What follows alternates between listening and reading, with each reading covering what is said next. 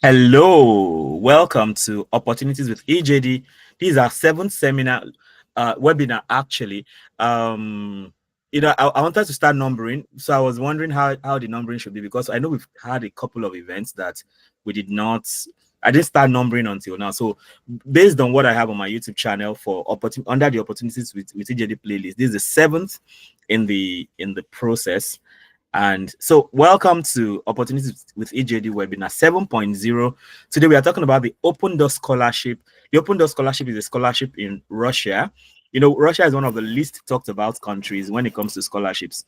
Of course, maybe due to perception and global politics and all of these things. But guess what? People are doing a great job in Russia. So it's good to have everybody here today. I see Abraham Moses. I see Oduola Rilwat. I see Sergio Stephen Asu. Okay. Should I? Okay, let me be careful here. I see Ako Osijinori. Let me not bust the speaker. Then I see Bello Abdul Yakin. I see, let me see, who else am I seeing? I see a lot of people. Let me accept the new people coming in. Yeah. Okay, again, I see Abraham Moses, Akor Osijinori. I hope I pronounced that right. Yeah, Bankole Olamide, the first class statistics person. Of course, we have plenty of these people here today. Okay, let me not start with that again here. Bello Abdul Yakini, Deborah Olunishaki, Emmanuel Amahuche, Oduola Rilwat, I think I said that before. Ume Precious, welcome here to the Opportunities with EJD 7.0, webinar 7.0. Okay, today, let's not waste time. It's 10 p.m. here already, and I know it's 2 p.m. in Nigeria, and it's 6 p.m., I think, in Russia. So I'll just go straight to the point. The guest speaker we have today, I don't know why he made himself a guest speaker, actually, because he actually started, he was the first person that started the Opportunities with EJD WhatsApp group. So if you look at the administrators, he's one of them, but I don't know, he's doing shakara for us these days. But thankfully, he's here today to tell us about the Open Door Scholarship. He's in Russia. He's been in Russia for, I think, about 3 or 4 years or so. And we've been friends since 2013, and we've had a very nice time. Like, we always fight, but we always settle.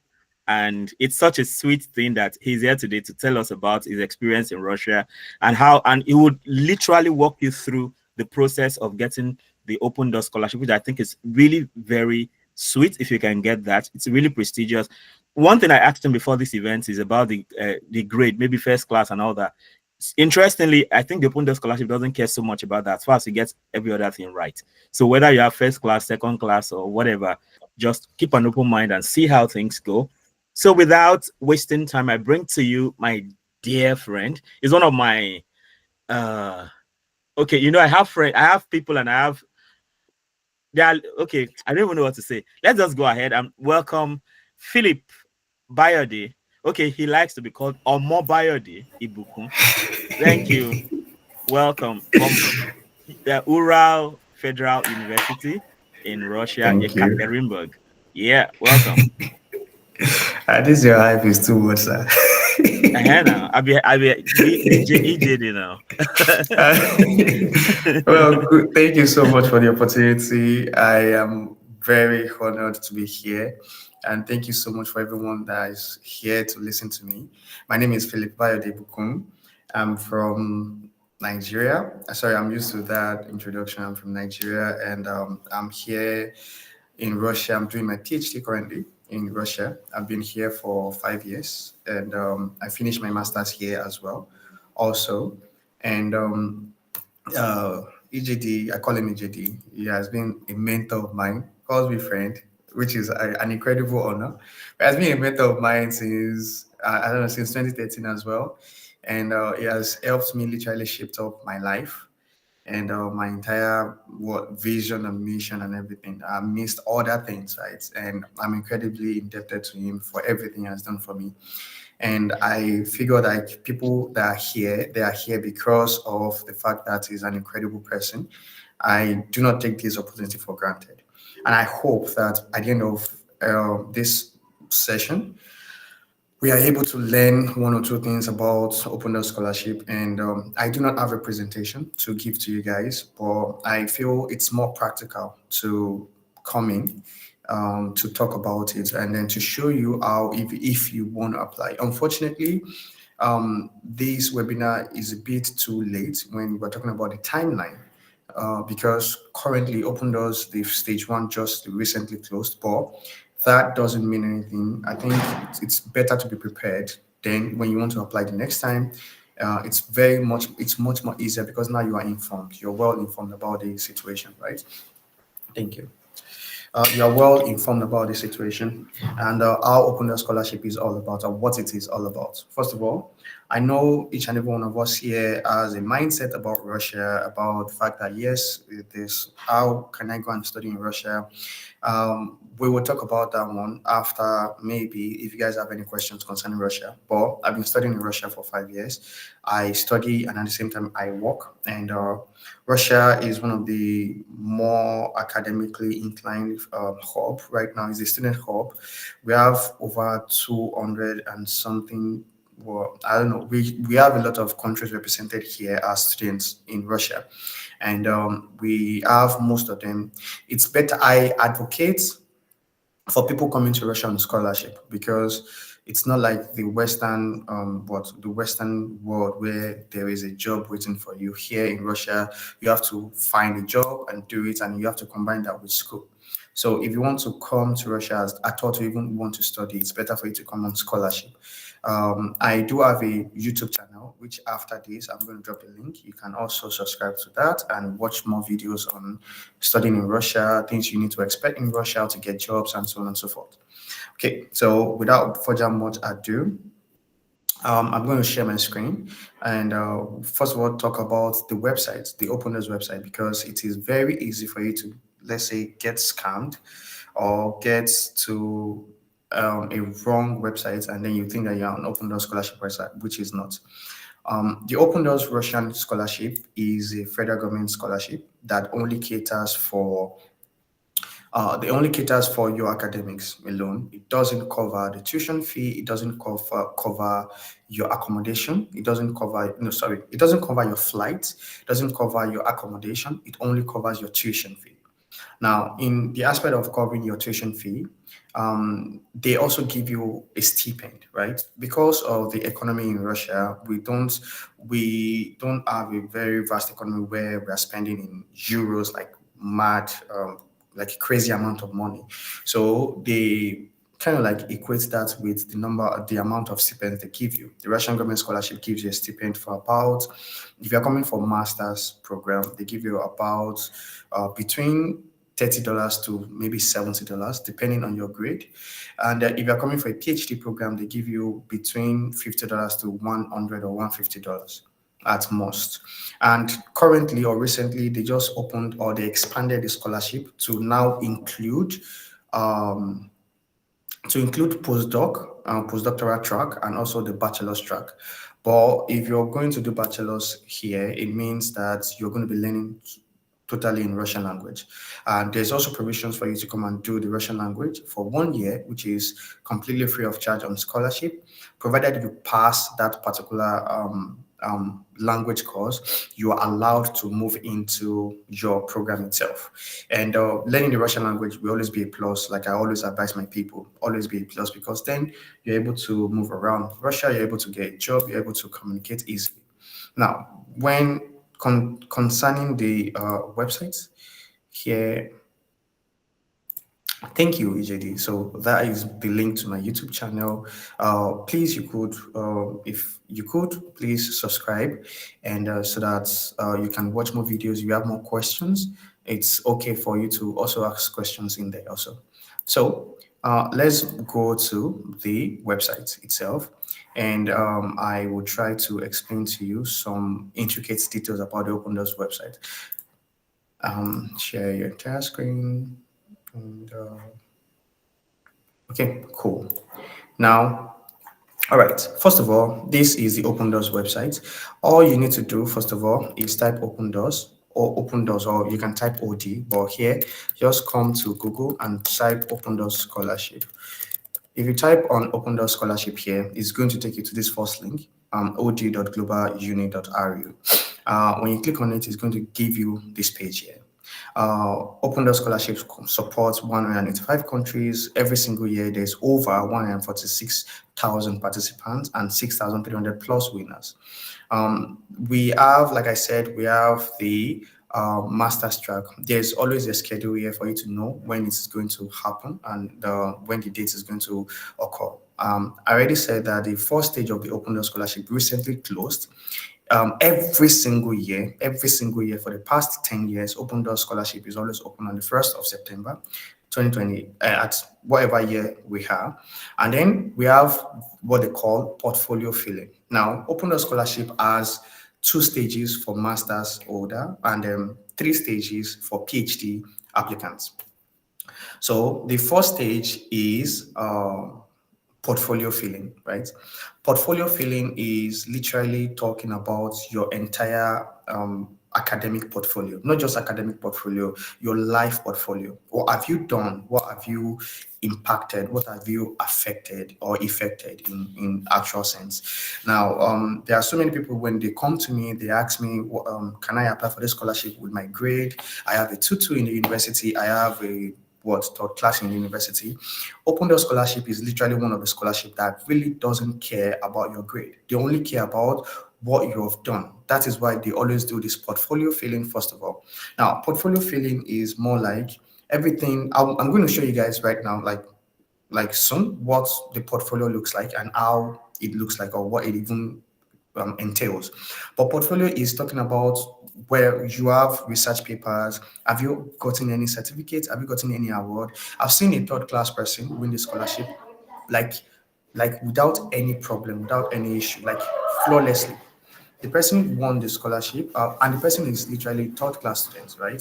But the only thing that she did to get the scholarship was the fact that this person she has volunteered for a lot. See, where you cannot, where let's say you got 3rd class, but can you make up for the 3rd class by doing some other things?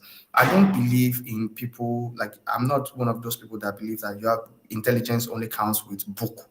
You can also be intelligent in other places. You may have built a project. You may have done something that affects your economy or your community. This is one of the things that Open Doors care about, the portfolio filling. In this portfolio, you can tell them about, let's say for most of us here, if you are going for NYSC, that is part of portfolio. You are helping your society by serving the federal government of Nigeria, albeit however it is. Anyhow, but the National Youth Service Corps is something that you can also talk about, that you added to your portfolio. Any certificate, any online course, any online study course. Now, from the 1st of September to 16th of September, you're going to be filling your portfolio. This gives you about roughly 2 months actually to do whatever you need to do when it comes to portfolio filling.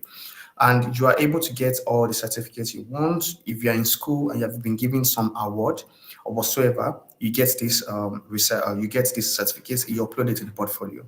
Now, I've been talking about Open Doors because this is my 3rd year. I'm actually in my 3rd year of PhD. I've been studying here for the past 5 years, like I said, and everything has been on scholarship. I have been able to understand how the Open Doors scores they work. The portfolio filling is over 100. Now, I advise anyone that wants to apply for the scholarship to always focus first on the portfolio. The exam can be crazy. Now, like I said, I don't believe that intelligence only counts for book. But if you are able to get, and it is very easy for you to get 100 over 100, at least 97 or 95 in portfolio. When I did my scholarship for my PhD, I got 97 over 100 in my portfolio. Now, that does not mean that, okay, that is automatic qualification, but at least your foot is in the door. I've seen somebody get 97, 95. People I coached personally, they get 97, 95 in the portfolio filling. And at the end of the day, they went to write the exam, which maybe the exam really doesn't make sense, or maybe they are not well prepared. But when they wrote the exam, they are getting like 34, 35 over 100. And they are still part of the first 10 people to even be announced when they are announcing the scholarship. So that is why I always focus more on the portfolio. For every single person, they will always want to focus on the exam in the exam stage, which is very, very crazy. The exam is nothing like this is I've seen scholarships, right? I don't know, but this would be counted as one of the most, let's say, strict and proctored exam in that I've ever met in my life. Like you don't even have any resources to cheat. You cannot usually look around. Your voice has to be heard. Your mic, your camera has to be on. And if at all they suspect anything foul play, you are automatically disqualified without any form of appeal. So that is why the only place you have and you can effect it would be your portfolio. Then from 16th of November, there is a deadline for the portfolio, which your result is submitted. The universities, by the way, if you're looking, if you want to say, okay, what are the universities that I can go to, depending on your course. The university, there are about, I think, 12 universities or 15 universities that partake in this scholarship. And these 12 universities are not small universities in Russia. These are top 100. If you want also, you can come to Google and type RAEX. This is the Russian government ranking of the top 100 universities in Russia. And type RAEX top 100 in Russia here. If you type it and you click on all, you should get this particular link. This is the one you're looking for, RAEX .rr, I think. Then when you open this one, of course, it's going to be in Russian language. So try to use your Google Translate. RAEX is the Russian government's ranking of the top 100 best universities in Russia based off functionality, education, how they provide education, level of demand by graduates of employers, also how you get a job. So there's a lot of ranking that exists.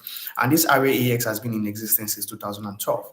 This is how you are able to see the top 100 universities and you can compare to these universities here. And you will be able to say, okay, this university, can I find it? For example, let's take, for example, maybe four states, medical university, Sechenov, I think. Yeah, let's look for Sechenov University here. Hopefully you are here. Yeah. This is it. The first state medical university in Sechenov is top 15 in, on the top 100 as of 2025. As of, where is it, 2025 right now? Yep. 2025. Let's look for Sechenov again. Yep. Yeah. 15. And this is how you are able to look at the universities. Of course, you need to also do your own research and discover where the universities are located. Personally, if I'm going to advise you for the universities you should go to, pick universities that are in the capital city of Russia. In Russia, there are three major cities, which is Moscow, which is the capital city, St. Petersburg, which is the business hub, and we have Yekaterinburg, which is the third largest city in Russia. And then we can look at Kazan, which is Kazan Federal University here. That will be like the fourth university. But I talk about Moscow because Moscow, since most of us are from Nigeria here, I would say Moscow is to Lagos in Nigeria. St. Petersburg is Abuja, as Abuja is to Nigeria, and Yekaterinburg will be like Port Harcourt. So when you're looking for opportunities to get jobs, to hustle, to do things that are helpful, I would advise you to always pick Moscow. If you're somebody that is in the tech field, and you can work remotely, or you have a job before coming, and you want a cheap place to just put your head and lie your head, then you should go to Yekaterinburg. Right? If you're somebody that you would like to get corporate jobs, you want to be in the company, you want to wear suits and stuff like that, then please go to St. Petersburg. Every other university is still okay. Far Eastern Federal University is faithful. It's located in a far place. I don't advise students to go there. Right? Then there's Kazan Federal University. Kazan only studies, they only provide any academic curriculum in Russian language. So unless you want to be very, very fluent in this particular university, that is when you can go to Kazan. And all of this I'm saying is on my YouTube. This is why I provided a YouTube channel, because there's not a lot of things I can just say within 5 minutes or 10 minutes. So that is why all these universities, for everybody here, the world is turning into AI. I would say go on ChatGPT and just do your research on these particular universities. You can read on them. If you click on them right now, the Open Door Scholarship will give you some information about them. And if you don't want to read on this part, you can copy the name of the university, come to RAEX and type the name of the university after you have translated it. Then you are able to see the information about the university, the functionality score, the publication score, and so on and so forth. And one good thing about here is that you can never miss it. Then you have their website here, which you can easily go to. So instead of you scouring the internet and you're looking for the website or so on and so forth, you can just get the up-to-date website. You can even get a phone number. You can get an email from here. This is the admissions email. You can get an email on the RAAX website to look for these universities. Okay. All right. Now moving on. Then after the grading of your portfolio score, then we have 28th of November, which is coming soon. I have over 300 people, applicants right now on a Telegram channel that everybody will anticipating the results. I hope it is good because I was always doing a Zoom call with them, Google Meet like this also, and we're always going to check their portfolio, make sure everything is okay before they submit. On the 28th, they are going to announce. After they announce, if your score is above 50 or above some very good score, they're going to tell you that you qualify for the second stage.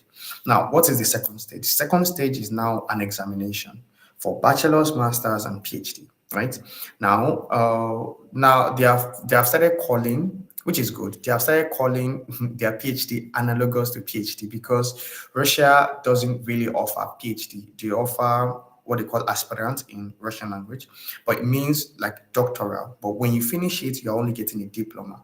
What qualifies you to have a PhD is what they call candidate, is candidate of science. So after your PhD, which is 3 years, you still need to do 1 year extra for you to say that you are having a PhD. So in case anybody is interested in doing PhD, please note that fine, the PhD they say is 3 years, but it is actually 4 years.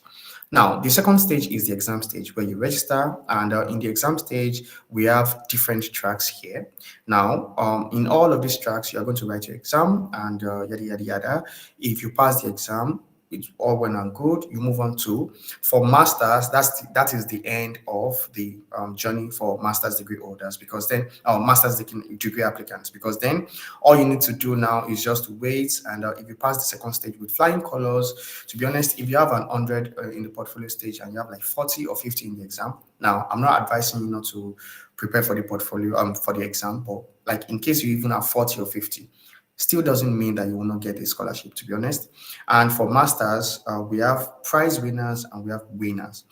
Prize winners for the scholarship means that you won the scholarship, but you did not qualify for a full waiver of tuition. Now, but the good thing now is that some universities are now accepting the fact that even though you're a prize winner, they will still admit you. They don't care whether you're a prize winner or winner. But prize winner is just like a substitute for a winner. A winner means that you won the scholarship. Now, for some reason, due to bad governance, some people from Nigeria, we actually win the scholarship, but when they get to the embassy, the amount or the fees that, because they pay the equivalent, everything is equivalent to rubles, and when you do the exchange rate, some people win the scholarship and they don't have money to go and pay for the visa. They don't have money to go and pay for the flights. They don't have money to pay for whatever, so they just drop out.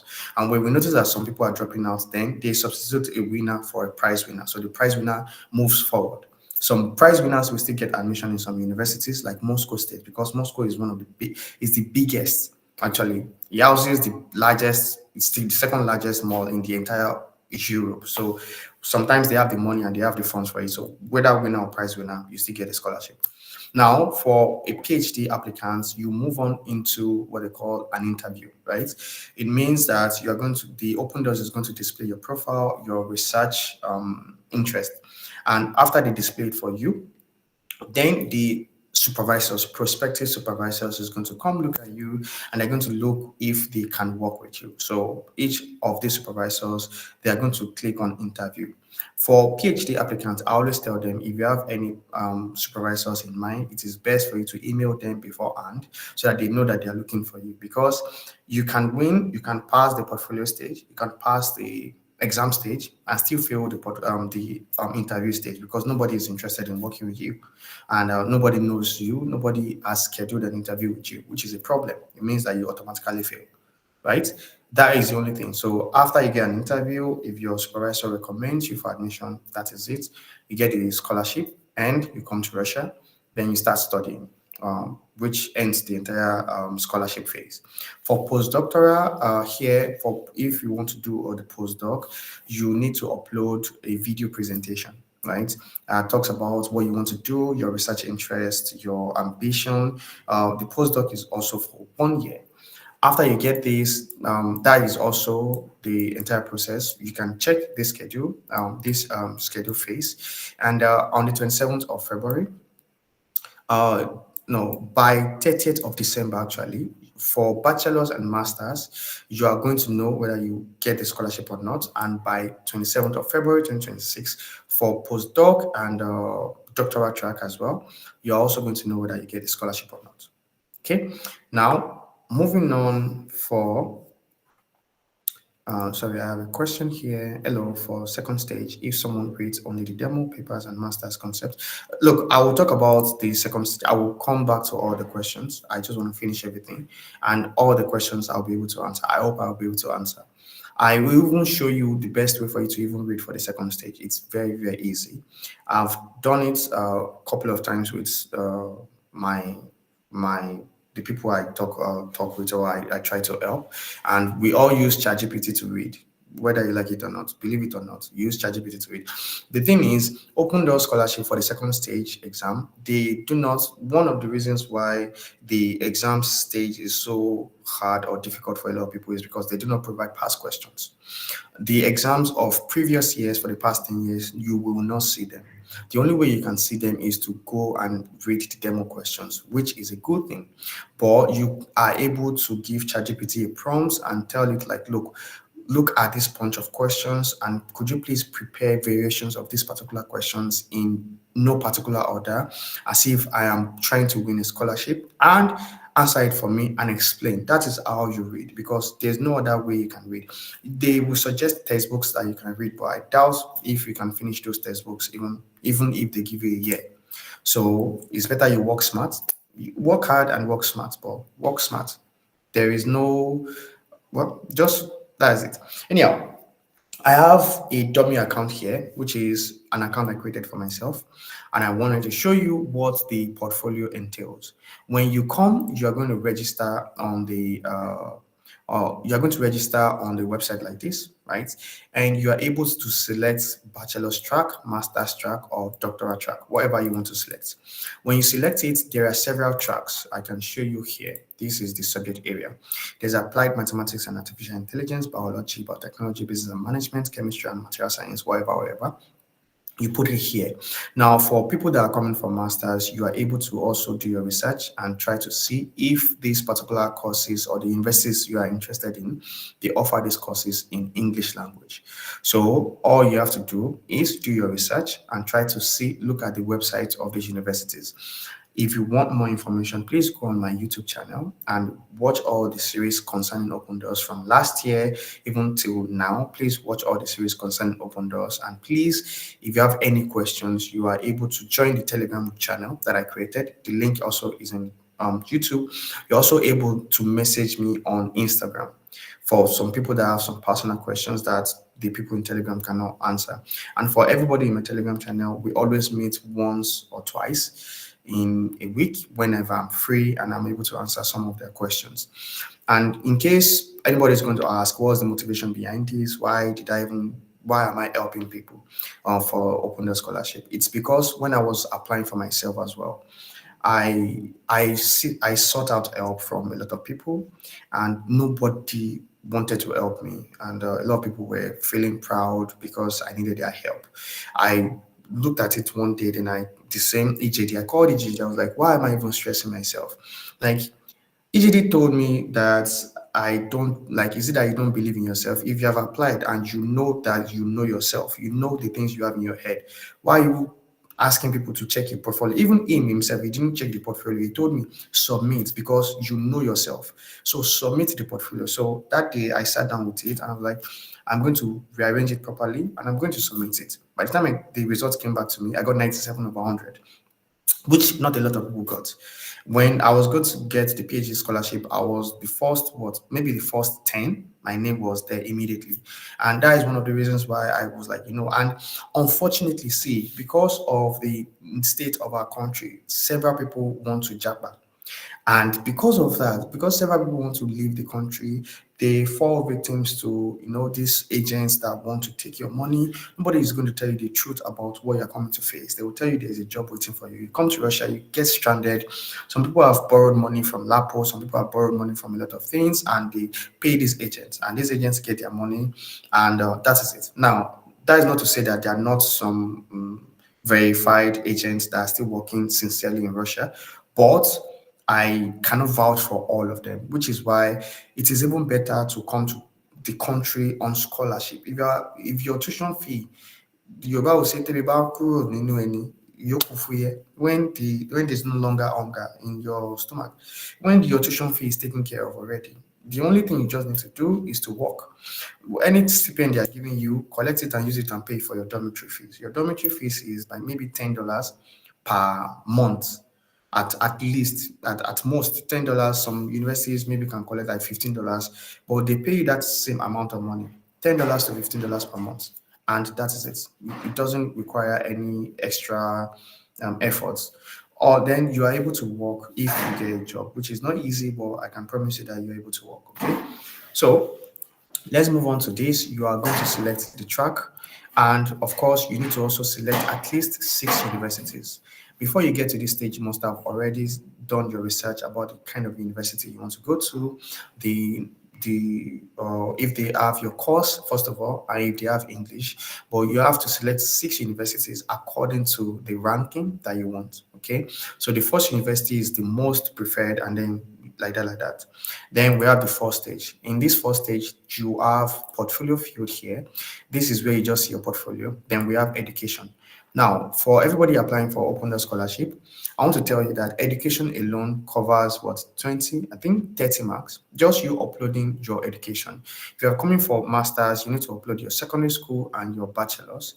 And there are some tips and tricks that I always give anybody that wants to apply, which is whenever you are uploading your bachelor's degree, also upload your thesis. It might not be published yet, but upload your thesis, okay? That is going to give you 30 marks. Your motivation letter cannot have AI. You cannot use AI to write it. If you are going to use AI, you have to also paraphrase the AI usage. So that is about another 20 marks. So for just uploading your education and motivation letter, you have 50 marks secured. Then you have to come here to achievements. In this achievement, unfortunately, I'm unable to add the achievement. You know what?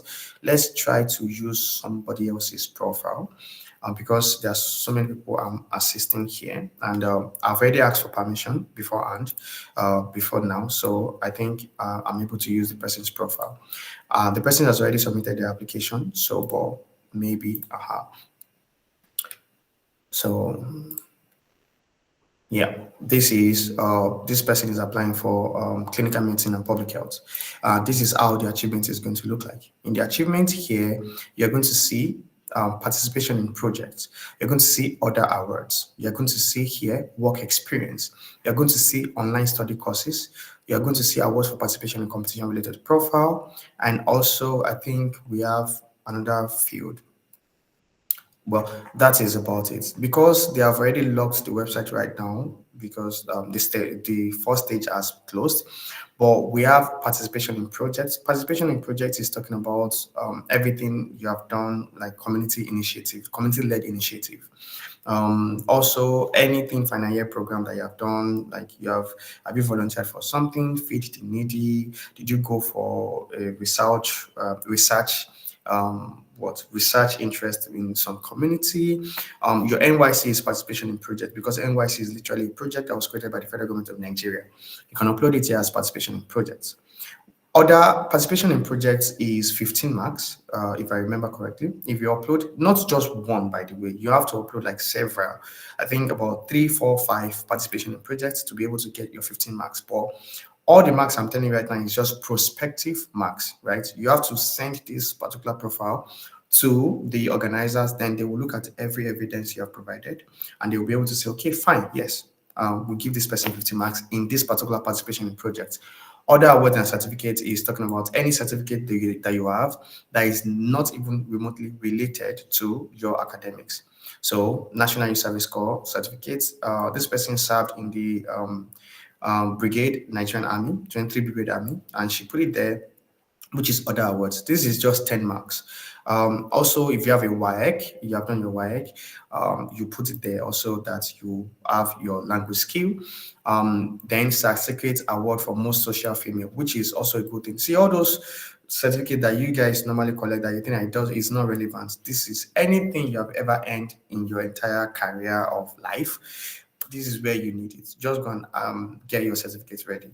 Then we have online study courses. I always advise anybody I'm working with that please have some online study courses, at least 10 study online courses that is related to your profile. So if you're going for medicine, you must have studied some things that are related to medicine. At least 2 hours or 1 hour, 30 minutes is enough for you to upload. And you have to upload at least 10, which is going to give you 20 marks. So we have 30 marks in education. We have 20 marks in motivation. If you have the online study courses, which is 20 marks, that is 70 marks already. If you also do participation in projects, that is 85 marks, and we're looking for 100. But that doesn't mean that you should stop at 100. If you have publications, it's a big deal. If you have publications, this person doesn't have any publication. And I don't blame them because they just finished, they're going for bachelor's. So, of course, obviously, they don't have any publications. But for you that is going for PhD, if you have any publications, automatically some publication in conference is 20 marks, publication in Scopus or journal or Web of Science, and so on is 50 marks if it is verifiable. Everything you are going to upload has to have proof, pictures. It has to have like anything proof. Like if or these online study courses, you cannot just say you did online study courses. Where is the certificate that proves that you actually did this course? That is what they're talking about. Work experience. Do you have a call-up letter? Do you have, what would I call it now? Do you have a contract? Do you have an employment letter? You have to have proof here. Work experience also is 20 marks. So this person has done work experience, he has done online study courses, which is 40 marks. The person has also uploaded participation in projects, which is 15 marks. That is already like 55, right? That is 55 plus education and motivation letter. But we are not stopping there. We want to get 100. So if you can overload this particular section of achievement with even more than 105, by the time they are going to grade it and everything, they will just give you 100 because you have everything. So award for participation in competition or contest related to profile. This is talking about anything, if you have gone for a webinar, that is a certificate or a conference that you presented a paper in at, or you did something like a workshop. This is where you can upload it here in awards for participation related profile. Then we also have still the same work experience. We have several tracks. Unfortunately, I am unable to show you like how it is being sectioned, right? Because the scholarship for now, the stage 1 has closed. But if you go to my YouTube channel and watch some previous videos, you're able to educate yourself about how these particular places works, because I made a video to literally talk about these steps, all these ones here. And I think for now, there is also something called entrance test. This entrance test does not dictate what you get. This one is just for the system to know whether you are human or not. So they use this entrance test to test you, to see if you are human enough to even apply for the scholarship, right? And at the end of the day, you submit the portfolio and you wait for the results. When you wait for the results, the maximum possible score, not including testing, is 100 here. When you get your score, you'll be able to know whether you have actually got 100 or not. I think this is good now. So this person in the achievement section filled 90, but in the motivation letter, there is already a prospective guaranteed maybe 20 marks. Also, for motivation and education is also 20 marks, so that is 40.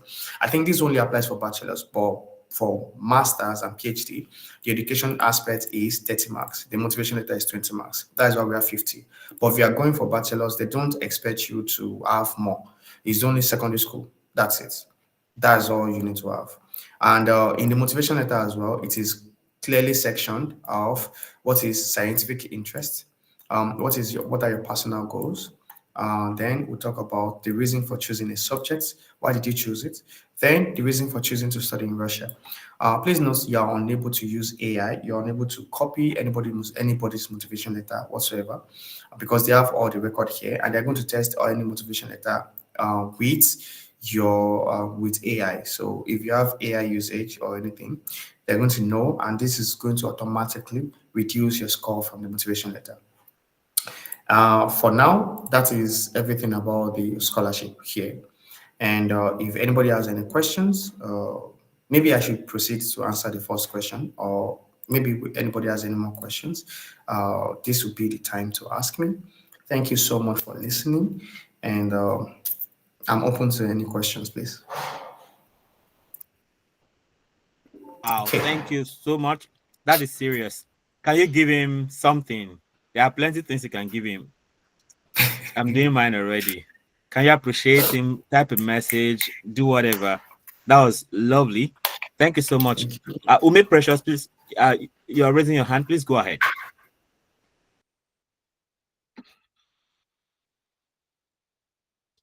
Precious?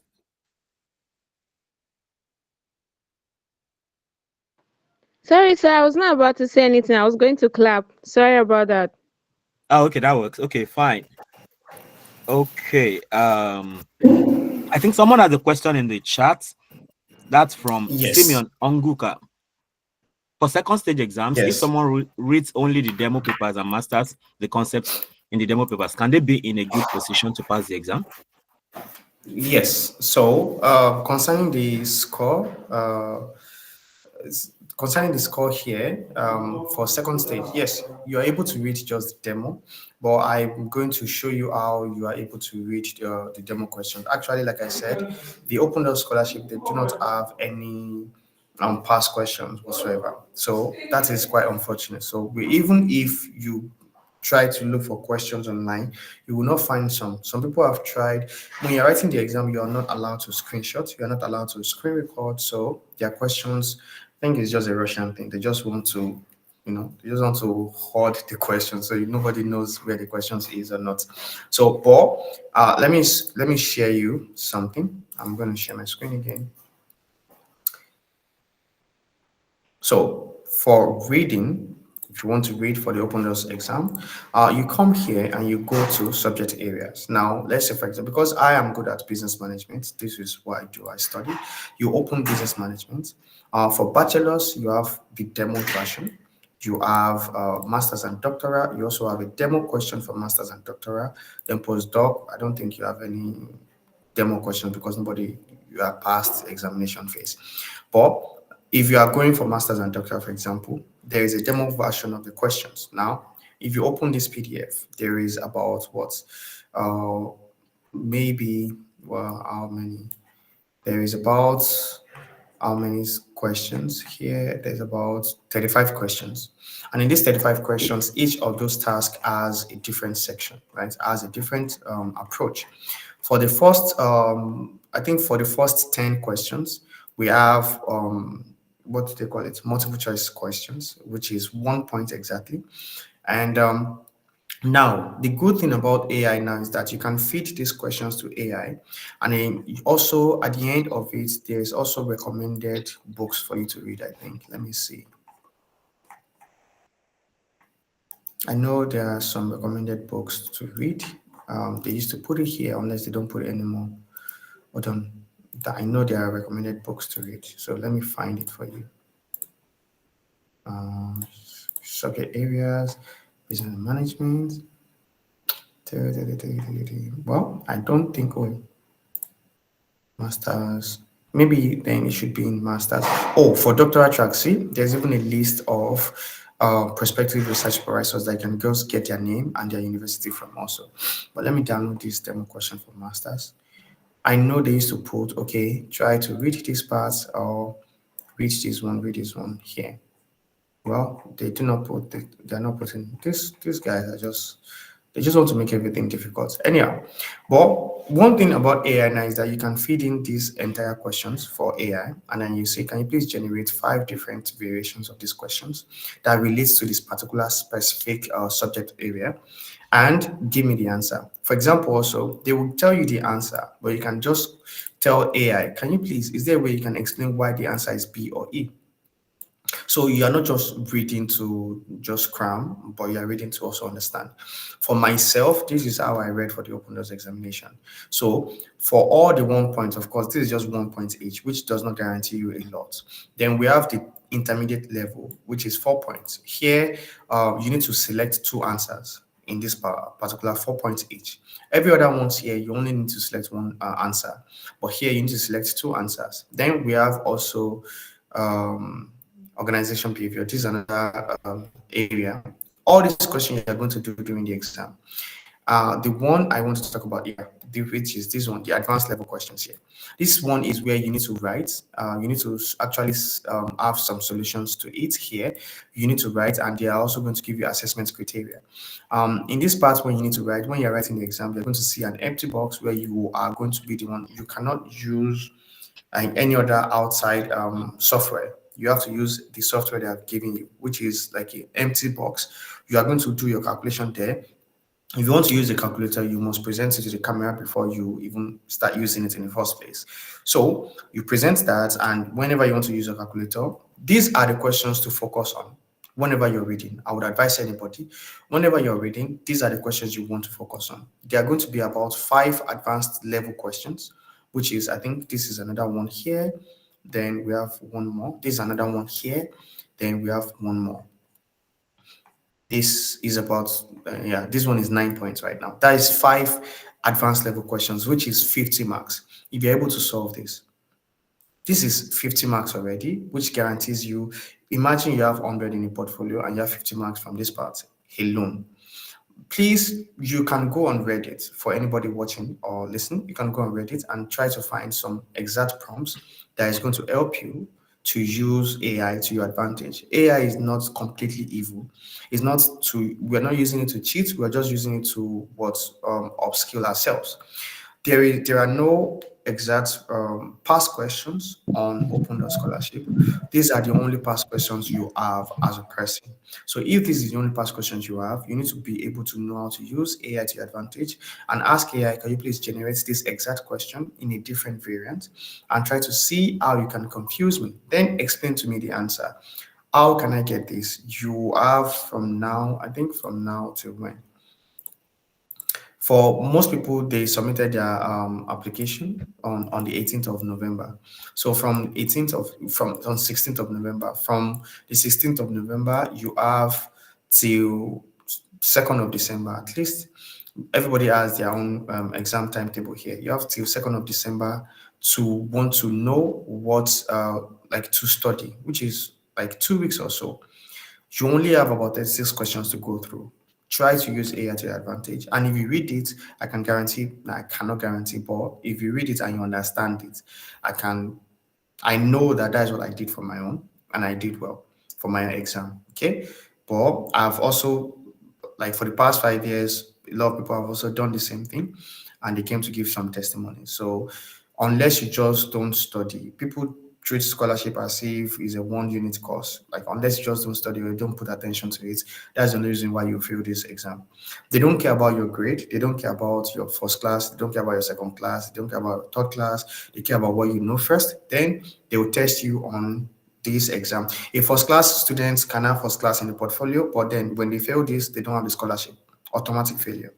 A third class student can have everything in portfolio. As a matter of fact, a third class student can even fail the portfolio. Maybe they get 60 and then have a good grade in the exam, and they will still get a scholarship. You don't need to know an uncle, an auntie, a brother. You don't need to bribe anybody. You don't need to do anything to get a scholarship. And you don't need to, this is one of the scholarships where you don't need to apply to university for you to get the scholarship first. Most scholarships requires you to get an admission in the university, then come and apply for scholarship. This one, they are the one that will literally pass your information to the universities, and the university will contact you. They will tell you to send some documents, and everything is done. That is my answer to this. Yes, we have another question by Emmanuel J, my namesake. Silent that there will be multiple options during the exam. I would like to know if your question has more than one correct option. Will the question specify whether we should choose two, three or more options? Yes, so whenever you have in Russia here, it is very common for them to have multiple choices, multiple choice answers. Whenever there is a box, whenever you're writing the exam, whenever you have a box, in at the back of the options, it means you have to choose multiple questions. But whenever you have a circle, that is how they do in Russia. I don't know for about any other country, but whenever you have a circle, that means there's only one. You would know that there is a multiple. This is a multiple choice question by the box or the circle, especially in Russia. When you have box, that means there are more than one correct answer. For most of the exam here, I don't think there should be more than two correct answers.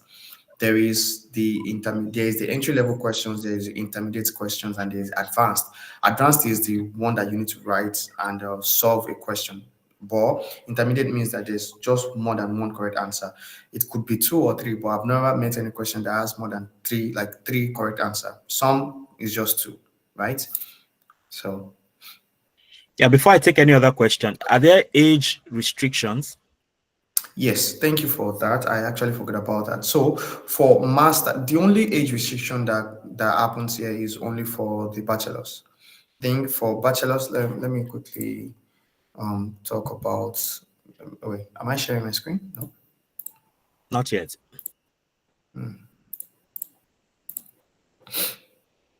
So the right here, there is a specific year for the bachelors. I know they put it here, something like that.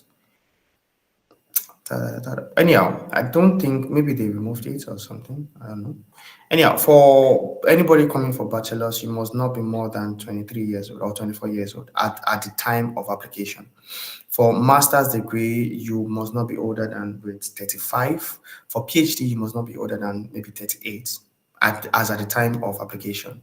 Whenever we're talking about age restrictions, bachelor's degree, even the only reason they're even doing 24 is because it's on scholarship. For normal universities, even if you are coming for paid education, they will not allow you if you are more than maybe 23 or so. So if you're coming for bachelor's, you must be within between I think 18 and 23 or 24 as at the time of application, as at the year of application. If you're going to be turning 25 as at the year of application, then you're not qualified for the bachelor's degree. They will automatically reject you. That's it. HND, can an HND holder get in? See, the thing is, we have a problem with the HND issue, right? It's because the HND from Nigeria is a little bit complicated. So for you, if you want to apply for HND, I would not advise so unless you have a PGD equivalent, like you have gone for postgraduate studies, 1 year PGD. That is the only way. But even with that, it is not the Russian government scholarship that will frustrate you. It is the Nigerian government that will frustrate you, to be honest. When you go to Abuja, when you go to the Ministry of Education and Ministry of Foreign Affairs and you want to notarize your documents, they will tell you that they don't accept this kind of documents for like academics. That is not only that. When you now go to the Russian embassy also, they will not understand, they probably will not understand the structure of your transcripts. And that is one of the reasons why I don't think that it's worth the also or the ASU. The HND can apply, but only if you have a PGD. I've only seen one person that went to Polytechnic and as an HND, he did postgraduate studies for 1 year before he could apply. If you don't have that, even with that, he needed to travel to several offices in Nigeria. It was such an hassle. I've only seen one person successfully get the open scholarship with that. But it's not the Russian government scholarship that will frustrate your efforts. It's the Nigerian government that will frustrate your efforts. So that is the answer. And if, I don't know, if there's an HND holder here and you have a postgraduate study, postgraduate theme, then you are able to, I think if you want, I can even connect you to the person, and he can narrate. Maybe I can even bring him on my channel at one point. He can narrate how his experience was, and you can use that to learn. And since right now it is even closed, you still have a year to prepare. So if you want, I can do that. Actually, I think it will make sense for us to be able to learn about that. Thank you so much. Deborah Olunishakan is asking, in the rules, number 34 in particular, after finishing the written tasks, participant proceed to the oral response task, which must be completed within 5 minutes. Can you expatiate on that? I do not know which question number is question 34. I want to check it as well. No, I think There's the person is talking about the rules, rule number 34. Wait, In the rule number rules. 34. Okay. After finishing the written task, participants proceed to oral response task, which must be done within 5 minutes. I don't, there's no oral, okay, maybe that is just a general rule, but there's no oral examination that anybody gives you. There's no oral response task in open doors examination. There's no course like that that allows, like, you will not be talking. As a matter of fact, fine, your microphone is going to be present, but like it's going to be working, but it doesn't. There's no oral response task where you need to dictate anything. They don't even speak much of English. So, which oral response task are we doing? Okay. There's an oral exam. So, okay, Emmanuel. Again, the age restriction. Okay. Sorry, please go ahead. So Emmanuel actually came from a Telegram because I invited. So they wrote a new rule to say there's an oral exam. If there's an oral exam, I'm sure then there is a way to go about that. If you have an oral exam, it should be maybe related to courses of I don't know the kind of courses that will require oral examination, or you talking about it. Yeah, I think I remember the course. It could be in the subject area related to maybe hold on. There is, but yeah, politics and international studies. There could be an oral exam for that where you need to talk about something. I don't know, but if there is, then that means that there are provisions made for that. When I'm saying that you are writing an exam, it doesn't mean that you can't talk. You can talk by yourself. The laptop is literally going to pick your voice, but anybody around you, if your computer is picking another voice, there is going to be a problem, and you are going to be automatically disqualified. So if there's an oral exam, the system recognizes that you're doing an oral exam or oral answer, then you're able to speak and answer the questions. There's nothing bad at that. They have provisions for that. Every single year, they update their product examination website, and it's one of the best I've seen. It doesn't have any problem unless you're just using a bad laptop. Some people, is not Russian government, it's not even Nigerian government, it's just their village people that normally follows them to the exam, or when they get there, their laptop is going to stop working, or their Chrome is not working, or something like that. That is another problem. So try to get your laptop working, get a very good laptop, update your Chrome, update everything, internet, Wi-Fi, whatever. Just for that one day, get a good internet. Just for that one day. That is all I can say. Okay, age restriction again. A bachelor's 23. Yes. Right. Masters, yes, what? Masters up to 35, but I can literally, there is an email I received from them because I actually asked about the age restriction thing. They broke it down for me properly so that I can be sure. I can be checking while I'm answering some other questions. Then if I find it, I would immediately come back. Actually, I spoke about this age restriction on my YouTube channel. It's actually there on the first video I did. The recent video I just I will share the right now. YouTube channel link for those that did not come in when I shared it at first. So the link to the YouTube channel I've reposted now. So for those who came in later, so you can just click on that, subscribe, and follow the videos. Things are more detailed. They're video by video.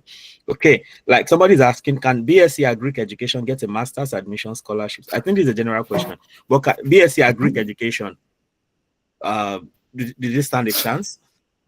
Of course, why not? By the way, I think this is one of the more common questions I've gotten. Like, for example, I did project management. I want to do computer science and scholarship. Can I do it? Yes, you can. So far, the thing is, everything you upload on that particular portfolio has to be related to computer science. Cannot be related to project management anymore.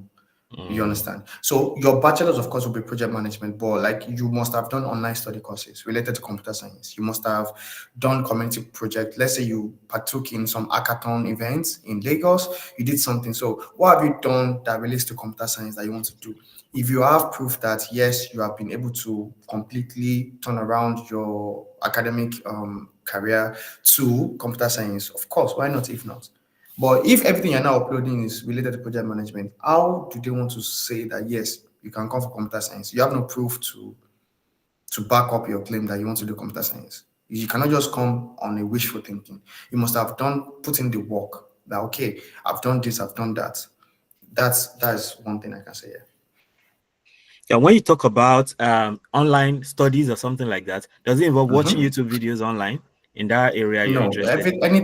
Anything you're going to upload on Open Scholarship has to have proof, which means you have to have certificates. Like certification. Okay. Yes. So any certification, like any courses you're going to do that has certificates, then you should do it. Okay, looks like let me see. Okay, I have a lot of questions.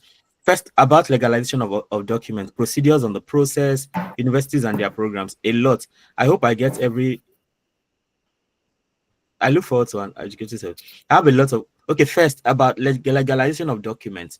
What are the procedures? So for legalization, the first place for if you're coming for bachelor's, you only need to legalize your WAEC results, and that's it. If you're coming for masters, you need to legalize your bachelor's certificate and transcript. If you're coming for PhD, same thing. You need to legalize your master's certificate and transcript. You go to the Ministry of Education, right, and you submit your documents there. Then from there, they transfer it to the Ministry of Foreign Affairs. And then you also submit a document there. Then you go to the Russian embassy and you are going to be required to notarize your document that everything is settled. And then you pay some money there, and that is all. They also require you to translate your document, which is obvious. You're going to translate your document from English language to Russian language. One of the things I'm trying to build for the students coming in recently right now is a very, very easy, streamlined service, right? Where if you want to, because Russian, they have a problem whenever you want to translate your document and you take it to Nigeria and translate, they are not speaking Russian. So even if you give it to a Nigerian to translate for you in Nigeria, there is still need for apostille and notarization, which is why most of them, the one in Abuja, yes, State Ministry of Education. I think there's only one Ministry of Education in Nigeria, which is Abuja. Yeah, they have offices across states, but you have to go to the headquarters, right? The headquarters, In yeah, Abuja. yes. I mean the headquarters, yeah. So whenever you want to translate your document, it is better for you to translate it with somebody inside, like Russian Federation. Then get the copy and then use it for anything you want to do. When you come to Russia, it is easy for me or anybody else to post it for you. So translation of documents also is required. When you eventually get a scholarship, especially the second stage, they're going to require you to do some bunch of medical tests, HIV test, hepatitis B, C, whatever. It is important for you to note that you need to do it in a state government, not a private hospital, in a state-owned hospital. It is accredited. Also, that is the place that you can do your testings. Yeah. Okay, this person is saying, okay, maybe you want to just expatiate about work while studying in Russia. Okay, that part is. But I mean, you're sounding like the tuition, the money they will give you will never be enough, so you have to work. Of course, it won't be enough. Oh, that makes it scary. I mean, yeah, I would rather not want to have to work. No, the reason, no, in this aspect, yeah, it's quite difficult because if this was an English-speaking country, it's easy for you to work. Immediately you get here, you can get a research assistant position and try to help, but you don't even speak the language in the first place. So it means with all the funding, you still need like support from home?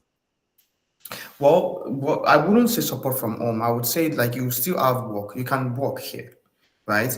But you said the language is a problem, so you still have to work. Like no, it's still, they don't. I don't know. Work, like if you want to work in university, most Western universities, if you get a scholarship, you want to go to university and be a research assistant. You don't want to go outside. But what I'm saying right now is that it is quite impossible for you to work in the university, which means you have to go outside. For outside, there are jobs you can do without having to speak. For everyone coming to Russia, I always advise them to have a skill. Is either Ishewa, which is handwork, or you have like a tech skill. For me, I had a tech skill coming here, so it is very easy for me to get a remote position, and I am able to carry my laptop to my classes. Whenever I'm doing work, I'm able to like just do my work on the side. For people that have handwork, look, hairdressing is one of the best things that if you don't want to go outside and work, hairdressing you can earn between $100 to $150 alone in Moscow every week. Then how do you concentrate on your academics if you have to work as a hairdresser? Like knowing that the last time my wife went out to make hair, she was there for like 12 hours. So you're a student and you have to do that. Yes, in that aspect, unfortunately, that is the real thing that's not, if you're talking to a travel agent, they will not tell you.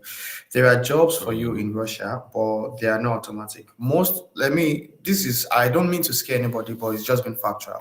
The average it's better to job know the truth from the beginning, for sure. Exactly. The average work schedule for just a normal person in Russia is a 12-hour shift. That is a 2-day on, they believe they do the 2 days on, 2 days off thing. So it's a 12-hour shift with 1 hour break. That is if you are working in a factory, they call it SCLAD. If you're working with, a factory or warehouse jobs, you have a 12-hour shift, right? Which means you have to support yourself. Of course, also earning in Russia is not like you are earning in United States or anything. The average salary for a student or anybody in Russia would be 40,000 to 50,000 rubles, which is equivalent to about, let me calculate that.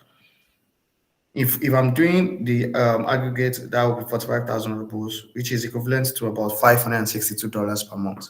But $562 per month is enough to, I don't think a student should spend $100 or $200 if they want to live a lavish lifestyle, right? In a month. In fact, $200 is too much. I think $100 to $150 is enough to buy your groceries. But for anybody coming to Russia, see, when I started, I said I don't advise anybody to come to Russia to come and pay education because you have to work. Even as a scholarship student, you have to also, can you imagine you coming to Russia to study, paying tuition fee, and you still have to work? And then the money you're now getting is not like going into your well-being, it's still going into academics. It's quite stressful. In Russia here, you have to work. That is one thing there. Now, combining that two together, as a bachelor's student, unfortunately, your visa would not allow you to be able to hold some corporate jobs or some professional jobs. Unless you're working remotely, even some companies will not employ you because you are in bachelor's. So you can forget anything work. As a bachelor student, obviously, you have to depend on home for a bit of stipend and just getting yourself $100 to $150 is enough for you to live every single month, for 1 month. If you are doing a master's degree, master's degree classes are more flexible for you. Why? Because they always hold it within in the evening. So any job you want to do from morning till evening, you're able to go to work and then come back and do your classes. For PhD, I don't even remember the last time I visited my university, to be honest, because I'm a PhD student. Anything I want to do right now, I email my supervisor. I tell my supervisor, like, we can jump on Zoom, have a discussion, or we'll go on WhatsApp, or we'll do email. That's it. I can't remember the last time I stepped foot in university. So anything if I want to work right now, I can work and do anything. So PhD is much more easier, but that is for job. The PhD will stress you, but job will like give you money to take care of your stress and take care of your headache. But then you now can buy paracetamol to take care of the headache that PhD is giving you. So, I mean, from everything you've said now, I think some of the biggest advantages of this scholarship will be like they don't really care about, most scholarships want your first class or 2-1, but here you don't. That is not an issue. Do you know anybody who got third class who got into the program, for instance? Yes, definitely. I've also worked with people with a third class and tutors. Yeah. Lovely. So that's one strength. This is one of the biggest advantage of this scholarship. The other one is that some people actually are ready to spend some money, but they want a cheap place. And from everything you've said, this is relatively cheap compared to maybe going to the UK to spend your own money or something like that. So I know another concern people may want to have is this whole geopolitics. Like, I know maybe some people, if you say Russia, said they're not even going to listen to you. So what do you have to say to people like that? Well, I feel like whatever you believe in is eventually what works for you. If you believe that Russia is a bad place and it won't work for you, even if everything is evergreen here, you will still find it difficult to cope.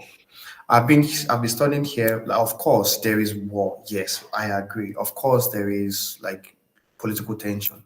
But one thing I can say is, if God forbid, if anything breaks out today, I'd rather want to be in this country than outside this country.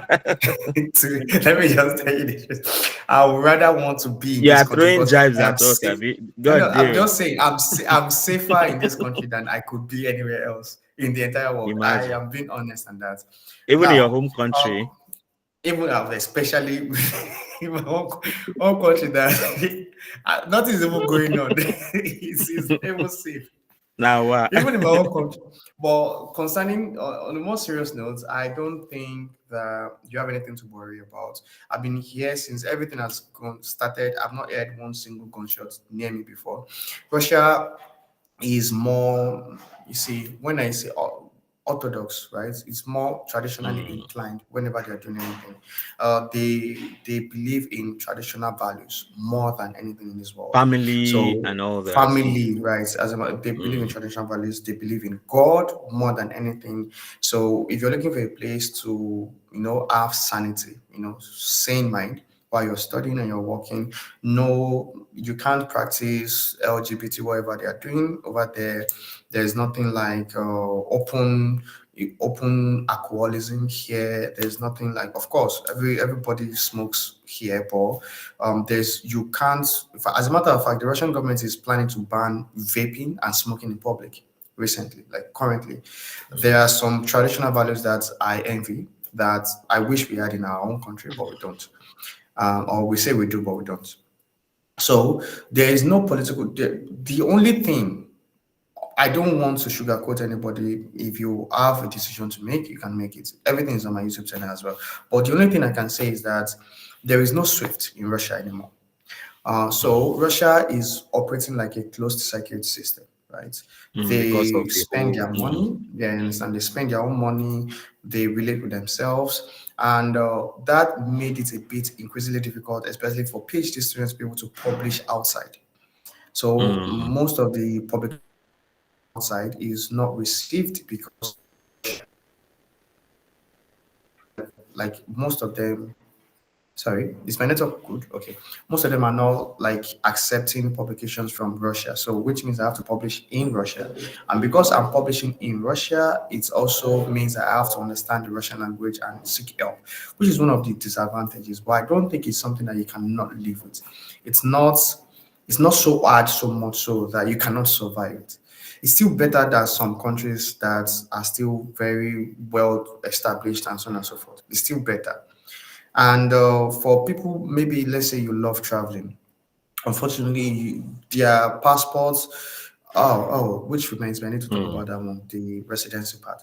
Their passports only goes to Tajikistan, Kazakhstan. I don't think you even want to visit that place. All the stands. Yeah.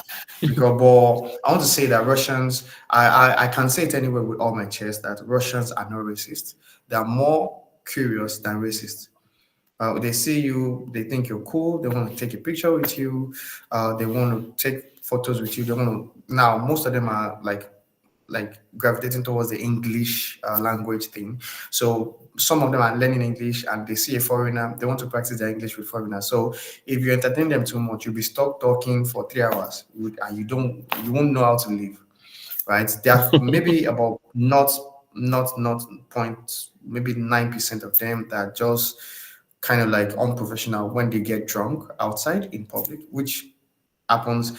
But those all those group, no, we don't have that one here. And one big advantage of coming to study in Russia is that the residence is easy to get. as a student. When you graduate, Russia doesn't have, see, it's either you are first class or you are pass. There's no two one this thing. So when you graduate from the Russian university, they give you two certificates. Either you have a red diploma or a blue diploma. A red diploma means you are an excellent student. A blue diploma means you're a student. However, Which our excellent. speaker got from his master's. Which I did from my master's degree, which means you're a student. Now, as a matter of fact, you can get all A's, and if you get one C, which is satisfactory, it disqualifies you from getting the red diploma, unfortunately.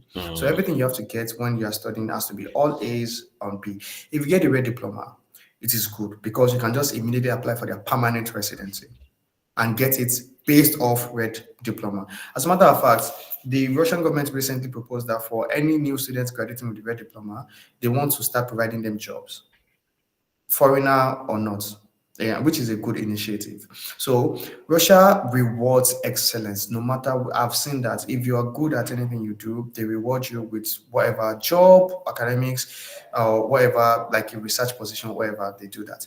Now, if you graduate with a blue diploma, that doesn't mean the end of the road for you. You can apply easily for the temporary residence permit, which gives you, like, as a student, it gives you till the end of your academic session. So if you're going to graduate by June, June 2026, it gives you till December 2026. Now, in that, after you graduate by June 2026, you automatically qualify for applying for the permanent residence as a student, as a graduate of a Russian university.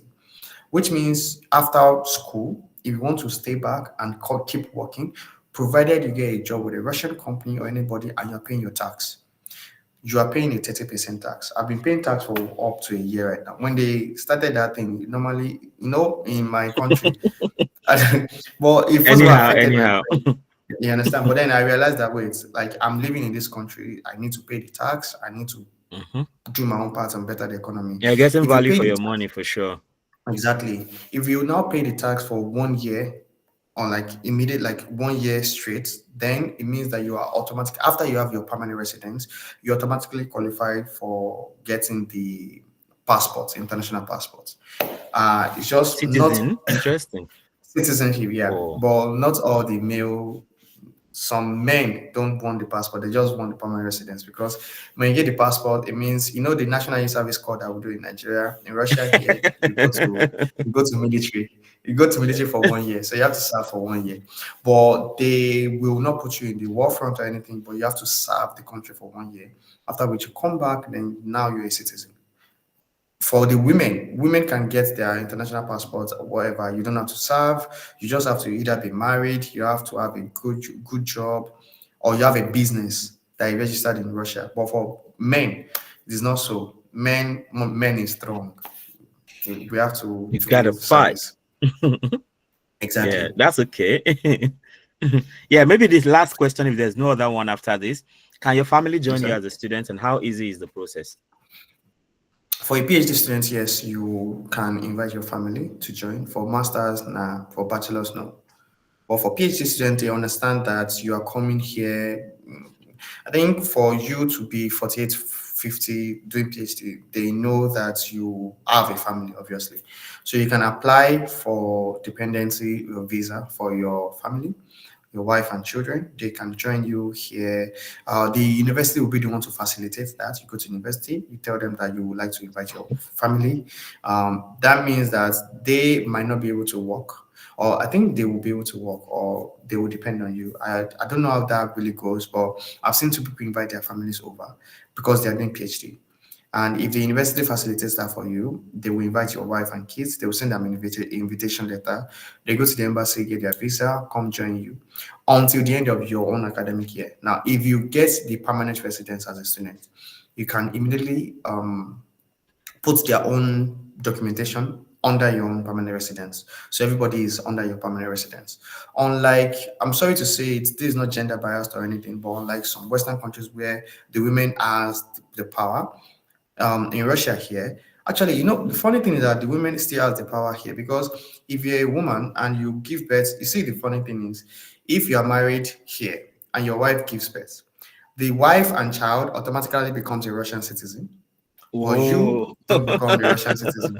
You understand? Interesting. Now, if the wife wants you to be part of the kid's life, the wife will now say, "Oh yeah, that is my husband. Though, bring him closer, give him residency, also give him citizenship."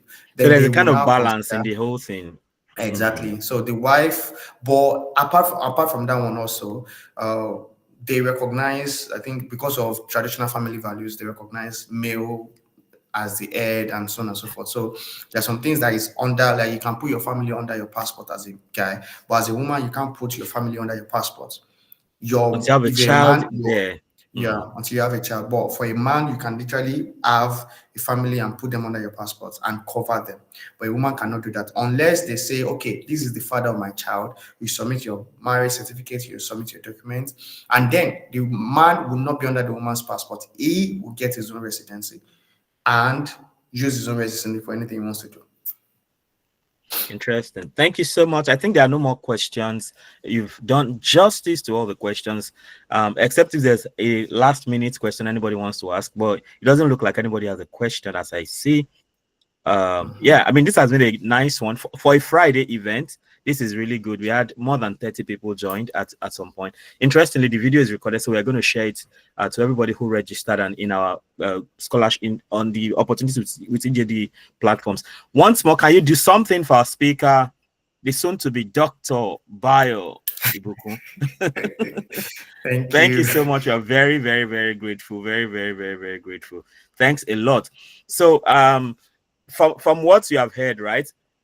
For this year, I mean, I even like that this thing is coming right now. So if you are thinking of doing this, you have all the time to do everything that is required so that by September 1st next year, you are in already and you just start going. So get ready. You'll discover that most of the scholarships start within from September to December most of the times. America, usually September to December. Of course, there are other times. Hong Kong, September to December.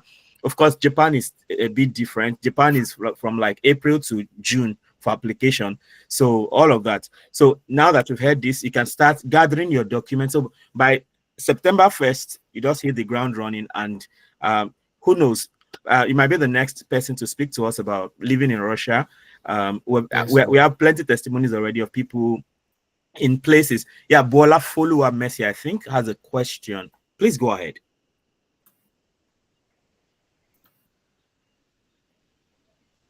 Bola Folua Messi, do you have a question? Hello, good afternoon. Good afternoon. Hello, good afternoon. Please go ahead. Yeah, I really appreciate your efforts. You have been anchoring us concerning these things. But I have a question. I have applied for this open door. I want to study medicine. So, but I discovered that I will need Russian language certificate. So I applied for practical language course at Novosibirsk State University.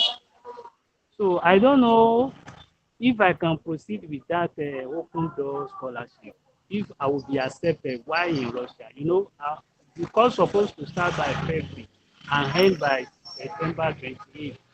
So I don't know if they still consider people who are already in Russia. That's my question. Okay, so if I understand you correctly, you have applied for the Open Door Scholarship. You would like to study medicine, but you discover that you need Russian language certificates, which I don't think you do. But currently, you've applied for the Russian language in Novosibirsk, and it starts by February till September, right? Is that correct, sir? Yes. Yes. Okay, Yes. so first of all, the Open Door Scholarship covers your language courses. Do you understand? So if you want to do language, you don't need to pay extra for language. If you're coming for medicine and you don't understand the Russian language exam, the Open Doors is going to literally pay for your language. You do 1 year language course first of all. If you get this scholarship, you do 1 year language. Now, the good thing or the funny thing about Russian language is that they have to teach you the language in like relating to the course of study. There are vocabularies for medicine that they have to teach you. There are vocabularies for engineering. There are vocabularies for business. правления. They have to teach you like this vocabulary. So if you are in medicine, you can apply for open door scholarship without needing Russian language certificate. The first year you're going to do is going to be the Russian language exam. When you pass the Russian language course, then you will go into medicine first year. So the first year of your traveling to Russia is not even medicine. You have to do the Russian language. So you don't need the Russian language certificates to apply for open doors. And I don't think you should go to Novosibirsk to go and study language. I think you can look for universities in Yekaterinburg, which is still good enough for you to, it's still within the city and it's relatively cheap. Novosibirsk is one part of Russia that is very cold and very secluded, which is why I always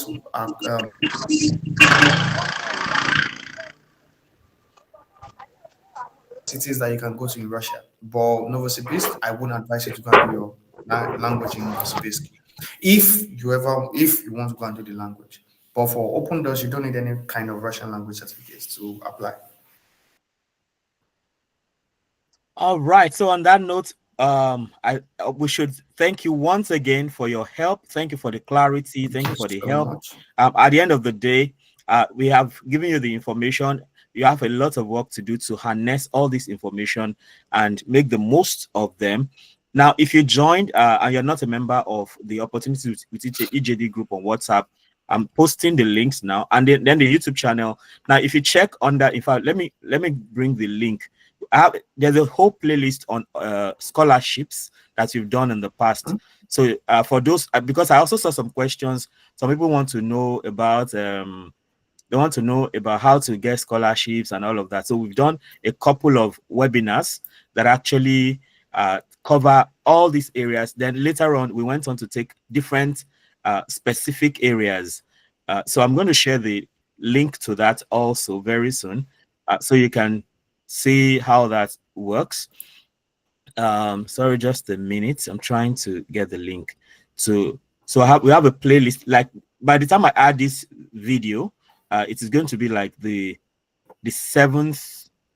It is going to be like the 7th. It will be the 8th video rather on everything scholarship as far as opportunities with EJD is concerned. So avail yourself the opportunity and enjoy on this YouTube channel. Don't forget to also follow Bayo's YouTube channel, and Bayo has a Telegram group.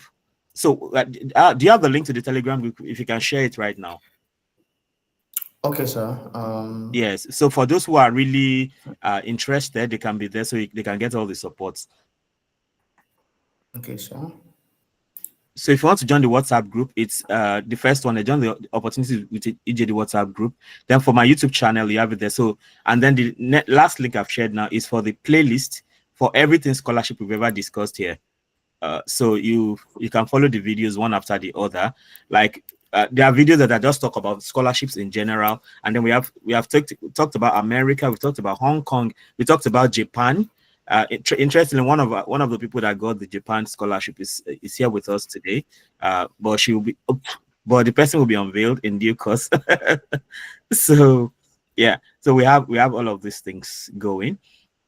Yep. So yeah, that's it. We're waiting for the Telegram link. Oh yeah, that's it. So if you want to join the Telegram link for the Open Door Scholarship, that shows. I mean, if you're not serious, please don't join. Don't go and waste their time. Because at the end of the day, we are here to just make sure you don't make mistakes. We are not charging you anything for all these things. We are just trying to make sure you make the right decisions. And by the time you do well, it's our pride. I mean, in recent times, we've been celebrating some of our guys that graduated from LASU, from FUTA. A lot of them finished with first class, and we've been celebrating them a lot. So it's our joy if tomorrow we can call on you that you should come and tell us about your experience, that now that you're in Russia or wherever you end up going. Once again, thank you so much. I feel like I think I should start calling you Dr. Bayo Ibukun. Yeah, not bad, but no, that's not Russian. I'm like that. That's so it will be. That's so it will be. Thanks a lot for your time. Thanks so much. I know this time is a busy time for you, but we really appreciate your effort. Thank you once again. Everyone, thank you for attending. We are very grateful to have you. So let's continue our discussion in the WhatsApp group. We have things ongoing. Somebody just asked about the Japanese teacher training program. I didn't think about organizing a webinar for that. Maybe we can pull it up. I have a couple of friends that actually got that. Then I'm thinking of Erasmus. I don't know. Maybe we should be able to still do Erasmus before the end of this year. So you may not be in the cycle for those things, but we are giving you all the information so you can prepare, so that by the time when it's time, you don't have to look for anything. You already have everything in place. So on that note, I say thank you very, very, very much. First of all, to our speaker for this time, and for everybody who is in attendance. Go and be the best. Go and excel. Everybody. See you next time. So, for those in the WhatsApp group, let's continue gisting there and keep getting better together. Bayo, thank you. This big love for you. Love for you. Thank you so much. Thank you so much. Yeah, thank really you. Thank you. All right. sir. Bye. Thank you.